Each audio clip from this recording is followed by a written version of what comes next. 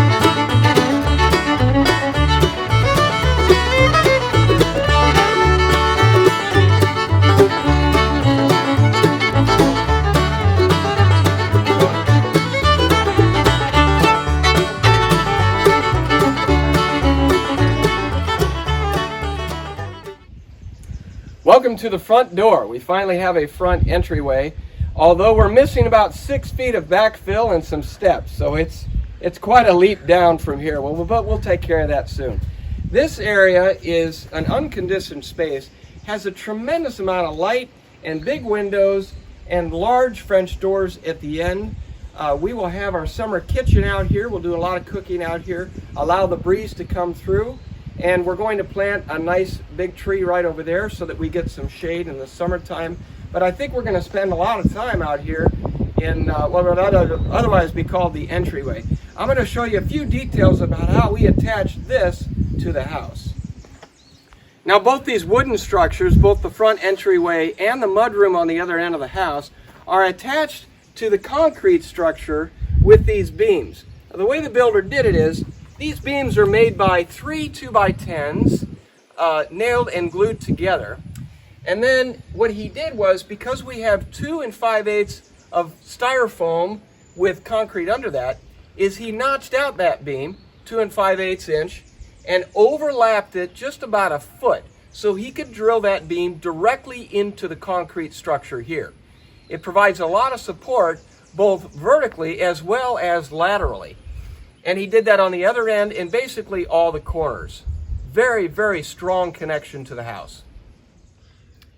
So in addition to the beams directly to the concrete, this piece right here, right up against the house, is screwed directly into these studs. Remember, Fox Block has studs every 8 inches, vise every 16 or 12. So every 8 inches, you have a stud. And I believe, according to specs, the pull-out strength of that is 120 pounds. So these are pretty stout. And this 2x10 all the way down is attached at every single stud. So this is the mudroom entrance. The barn is behind the camera, so we will primarily use this entrance. And it's relatively small, but it's plenty of room. As some of you know that work on farms, you need a big area to put tons and tons of boots and coats and muddy junk. But around back here, we have a little covered area. Some of you may have watched us earlier and heard about our horsepower treadmill. It was supposed to go right here. In fact, we even put a window in the mudroom so we could observe the horses, but we have moved the house and the terrain is significantly different here than it was over there. And so we have a pretty significant drop off, and I don't know that we're going to be able to use this necessarily for the treadmill area, but hey, it's a great little place. I could put a deck here, and it's a great sitting area in a summer afternoon because it blocks that hot western sun. Well, I'm sitting in a giant window here in our bedroom, and it matches all the windows in the living room. But as you can see, I'm in the shade. And as you may remember from grade school science, the sun angle changes throughout the year. We have something called the summer equinox and the winter equinox. But all that said, essentially in the summer, in the northern hemisphere, that sun is at a very high angle, and we're at 37 degrees latitude. In the wintertime, it's at a very low angle. It's probably about 25 degrees.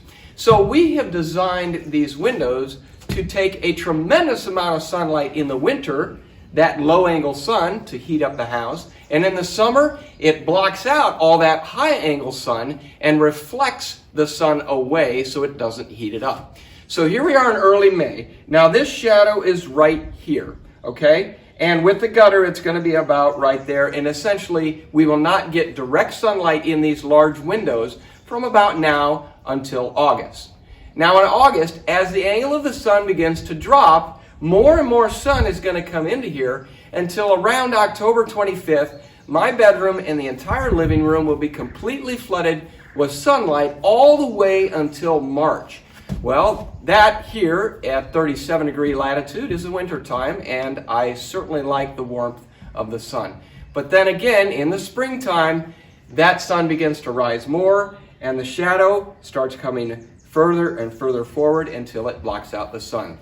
And there's a great website that will calculate, based on the size of your window and the overhang, exactly where that sun's going to be at any given time, at any given date, any given latitude. And it's called SUS Design. I'll try to put the link here in the video for you.